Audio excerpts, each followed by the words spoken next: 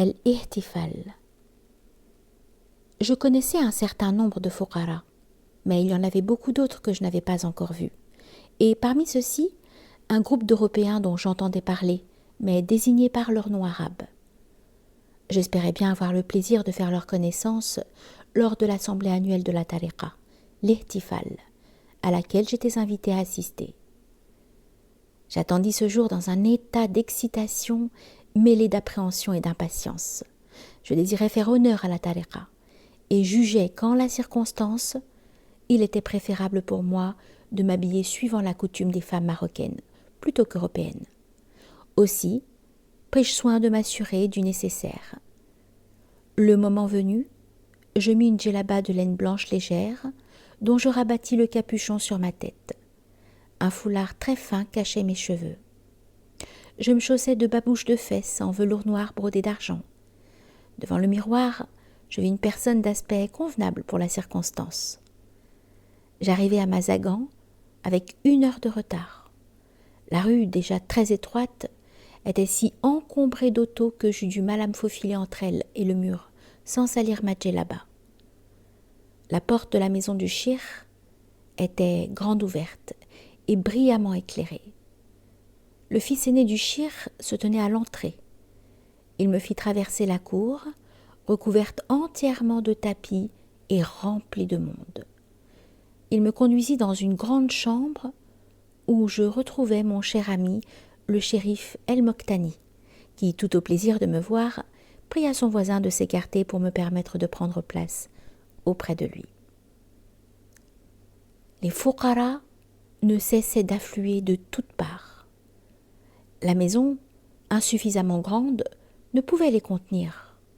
Beaucoup durent se caser dans la zaouïa en face. Le shir était resté dans sa chambre au-dessus de la cour. Les femmes et les enfants des fuqara, dans les pièces voisines, allaient et venaient sur le balcon, regardant en bas, cachés derrière les rideaux couvrant la balustrade. De l'endroit où je me trouvais, mon regard embrassait la majeure partie de la cour en face de moi, ainsi que les chambres de chaque côté. Cette assemblée de personnes religieuses, vêtues de blanc, au visage calme, à l'attitude retenue, offrait sous les lumières un spectacle d'une qualité rare, la survivance prodigieuse de la tradition orientale à l'époque moderne. L'agitation du début commençait à se calmer. Après un long intervalle de repos, une voix d'une douceur séraphique s'éleva dans le silence. Elle psalmodiait une sourate du Coran.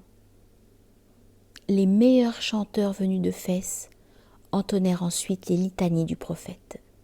Elles durèrent jusqu'au moment du repas. J'eus ainsi l'occasion d'admirer l'organisation parfaite du service, qui permit dans un minimum de temps à un maximum de personnes de se restaurer.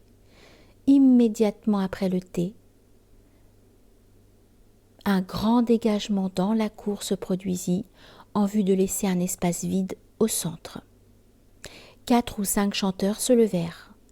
J'entendis alors chanter les poèmes mystiques d'Ibn el-Farid, le sultan des amoureux, qui disait « Nous avons bu à la mémoire du bien-aimé, un vin qui nous a enivrés avant la création de la vigne. » Petite note, il s'agit de l'éloge du vin El-Khamriya, traduction d'Émile d'Ermenghem. Fin de la note. À l'audition de cette stance, une trentaine de fuqara se levèrent les uns après les autres et formèrent un cercle en se tenant par la main. Le muqaddim entra au milieu et la danse mystique commença.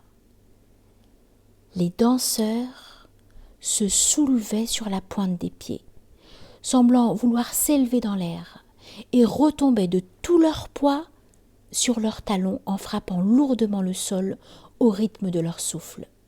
Tantôt aspiration, tantôt expiration. Cela produisait un bruit semblable à celui d'un soufflet de forge, qui se caractérisait par un « hou » fort impressionnant. Mon regard cherchait à se reposer de ce mouvement devenu mécanique quand il s'arrêta, attiré par un foyer de blancheur lumineuse. Au fond de la pièce où je me trouvais, il y avait un jeune homme enveloppé d'une sorte de drap blanc en tissu léger, qui s'enroulait autour de sa tête, voilant à demi son visage et retombant sur ses épaules. J'imaginais que, au temps du prophète, les musulmans s'habillaient de la sorte. J'interrogeai le vieux fakir à ma droite sur son sujet. Il m'apprit qu'il s'agissait du fils d'un cheikh décédé, d'une tariqa autorisée à donner la retraite spirituelle, Khalwa, et me dit son nom, ainsi que le nom de sa zaouïa. Ces dernières paroles me rappelèrent mon désir de retraite, et je restai songeuse un long moment. Tout à coup, je reconnus M. Lofro, bien qu'il fût vêtu d'une djellaba blanche et coiffé d'un tarbouche rouge. Au lieu de porter le costume européen, c'était bien lui qui se dirigeait vers mon voisin de droite.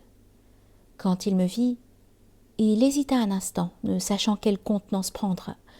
Je le mis à l'aise en l'invitant, souriante, à prendre place entre le fakir et moi, ce qu'il accepta de bonne grâce, en s'excusant d'avoir à s'entretenir d'abord avec son voisin. Dès qu'il eut terminé, il se tourna de mon côté, curieux de savoir comment j'étais parvenue à trouver le cheikh. Je le mis brièvement au courant. Il me rapporta alors qu'il avait souvent entendu parler d'une Européenne, mais qu'il n'avait pas établi de rapport entre cette personne et moi. Sa réserve du début, mêlée de réticence, tombait au fur et à mesure que nous échangions nos appréciations sur différents points de la connaissance. Je découvris ainsi que Mohammed Lofro était guénonien. Je lui révélai que j'étudiais Guénon depuis 3 ans, m'appliquant à le suivre conformément à l'esprit. À 2 heures du matin, l'ihtifal terminé, il me proposa très aimablement une place dans son auto, s'offrit à me ramener à Casablanca et me raccompagna jusqu'à la porte de mon immeuble.